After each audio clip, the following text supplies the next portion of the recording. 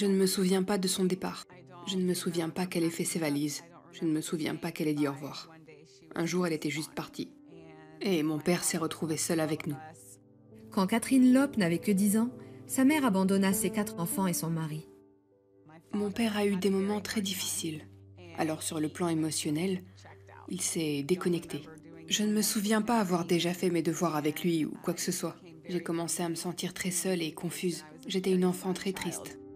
Catherine devint rebelle et chercha très jeune le réconfort dans l'alcool.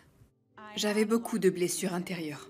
J'ai commencé à croire beaucoup de mensonges sur moi-même et sur le fait que j'avais été abandonnée. Je me disais que si ma mère m'avait abandonnée, c'était parce qu'elle ne m'aimait pas. Je ne devais pas être digne d'être aimée par qui que ce soit. Je me suis mise à boire et j'ai été arrêtée pour la première fois à 12 ans. À 13 ans, elle fit une fugue et commença à vivre dans la rue. Je ne m'intéressais plus à rien. Je sortais et faisais tout ce que je pensais nécessaire pour me sentir épanouie. J'ai fugué dans les rues d'Atlanta où j'ai vécu avec d'autres enfants de rue. Je vivais dans un appartement abandonné.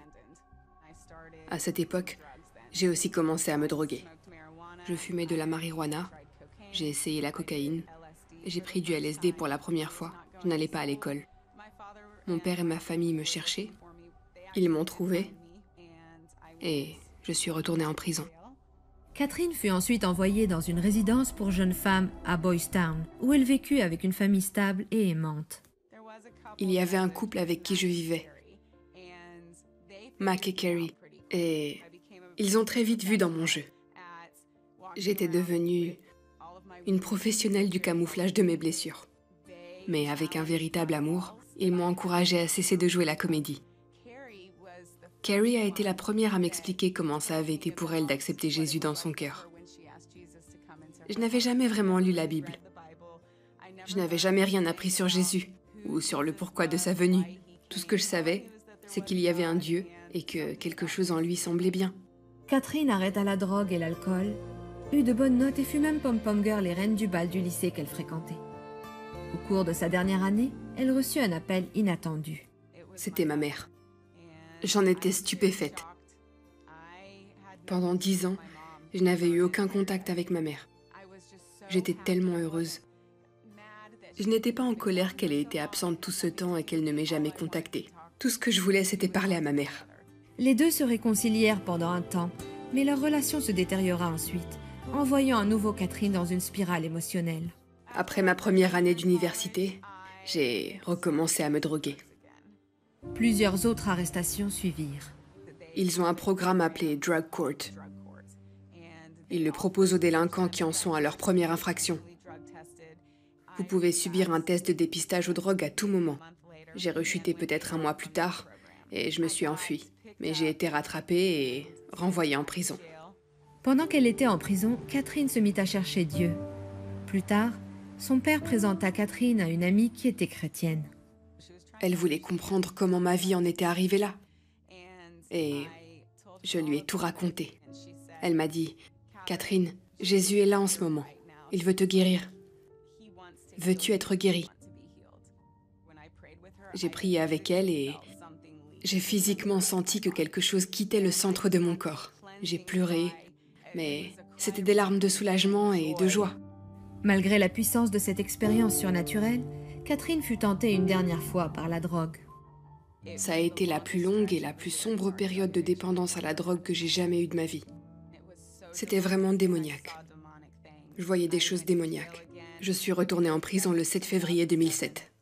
Catherine savait qu'elle en avait fini de jouer avec Dieu. Dans cette froide cellule de prison, j'ai choisi la vie ce jour-là. Je sais qu'à cet instant, j'ai été délivrée de la dépendance à la drogue et que ma vie n'a plus jamais été la même après ça. J'avais beaucoup de travail à faire. Il y a eu des jours où Jésus devait me traîner par le col. Et c'est bien ce qu'il a fait. Mais chaque jour, je choisissais Jésus, même si c'était dur.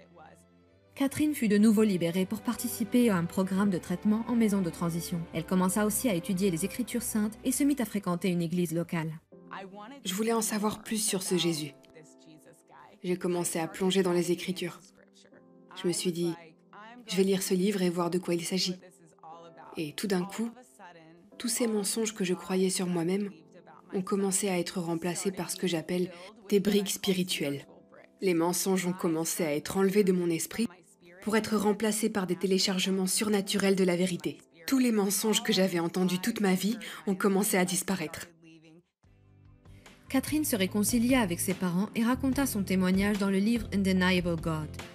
Elle est également engagée dans un ministère de danse juif messianique à Atlanta et sait qu'elle est enfin libre.